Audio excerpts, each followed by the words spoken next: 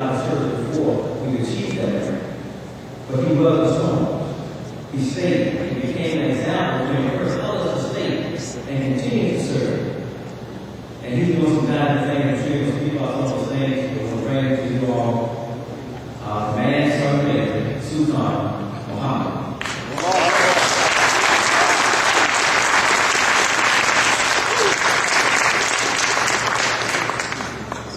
Assalamu alaikum. Okay, I'm the type of individual I work off energy. And if you don't give me the energy, my performance will be poorly performed. And then you will talk about me, and then I will tell you that I only represent which energy I draw from in the audience. So we'll try it again. Assalamu alaikum. Bismillah ar-Rahman ar-Rahim. I openly and publicly bear witness that there is no God but Allah and Muhammad, and peace and blessings be upon him as his last messenger. I would like to take time to recognize our veterans, pioneers, family members, friends, and most importantly, the believers in and out of uniform today. Mr. Paul Montero, distinguished guests, ladies and gentlemen, I stand before you a humble, proud soldier who is Muslim. I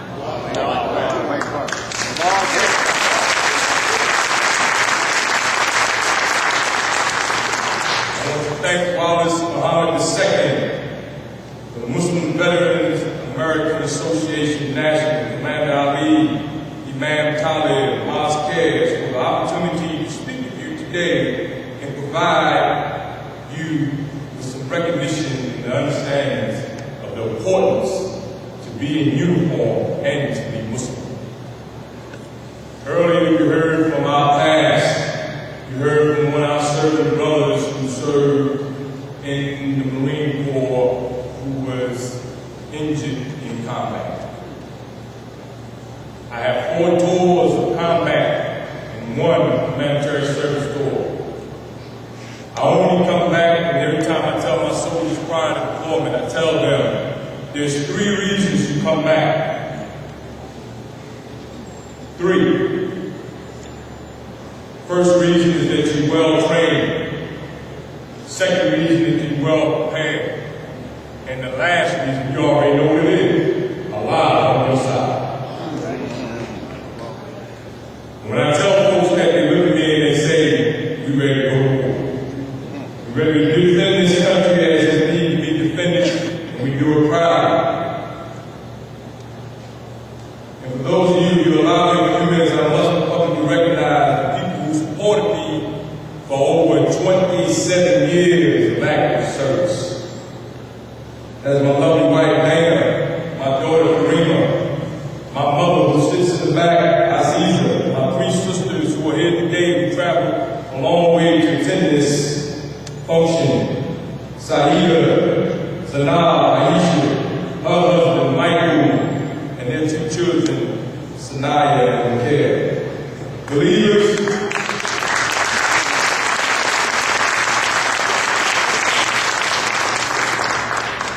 my name is Sultan Aziz Muhammad, son of Yahweh and Aziza, a.k.a. better known as Captain John and Sister Betty Jean, from North New Jersey, Temple number 25.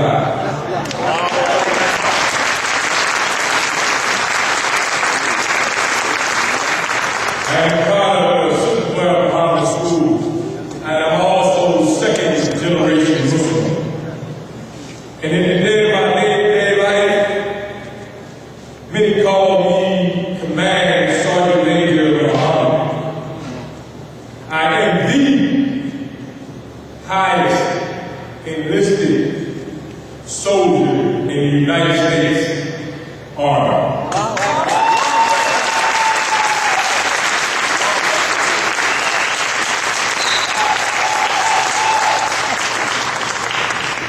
When I say that, I am not a person who believes in titles or positions.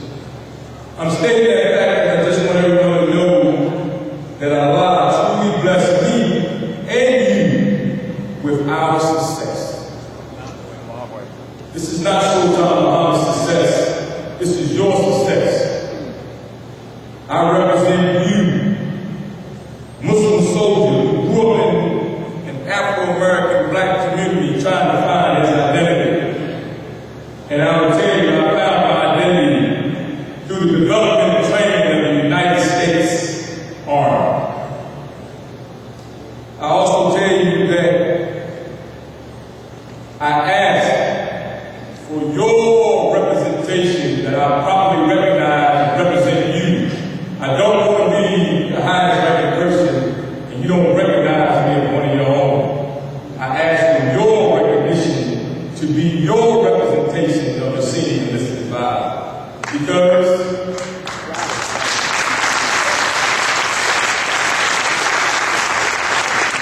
the United States Army gave me the position, promoted me, and put me in a position and required me to do some work. And I will tell you, in that work, I command and responsible for over 180,000 soldiers within our armed forces.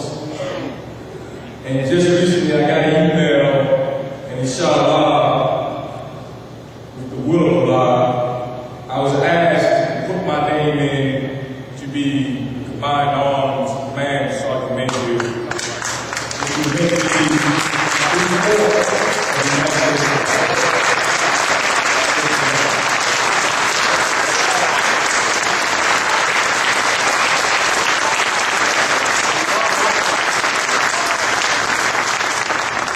Sisters and brothers, if you allow me just a few minutes, I have to take you back in time. Surely I'll be very, very brief because my wife puts me on the clock, as she always do when I'm supposed to. I joined the Army in 1983. When I first joined the Army, I struggled a great deal for my first 2 years of the military. I couldn't understand why until one day I called my father, who always said he had to ask, and he did.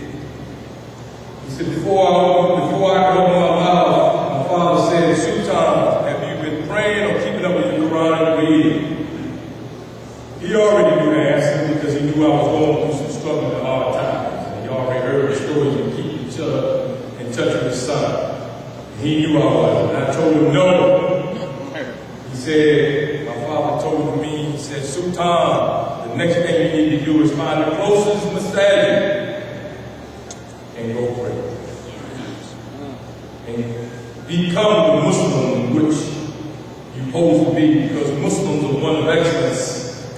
And without Allah, you cannot be excellent. And believe me, I tell you, as I heard Imam Talib talk yesterday, there are few of our American soldiers who wonder if they can be accepted in our military. They wonder every day to change their code from Islamic preference, which is Code 48, proud of Code 48. When they ask who I am, I say I'm Muslim and I'm Code 48. And don't you forget it. And I will tell you, it is very, very important. And as success started coming to me so fast, once again I started wondering, and I had to go back to the only person I knew who would give me the answer. And I said, Father, this success is coming a lot fast, and the increased responsibility is coming to man. And I went from, with being responsible for 10 soldiers, to 25, 50, 100, 200, thousands. And I wondered, why me? My father told me, he said, son, he said, you are formerly known as FY. He said that you are a fruit of Islam. He said, you're destined for success. You must accept your responsibility and be there for the soldiers of our future who you see sitting up here on this stage and out there in our formations. Like history goes, our charted course has been charted for years and years. I'm in charge of the United States Army Ordnance Corps, and in May 2015, we will recognize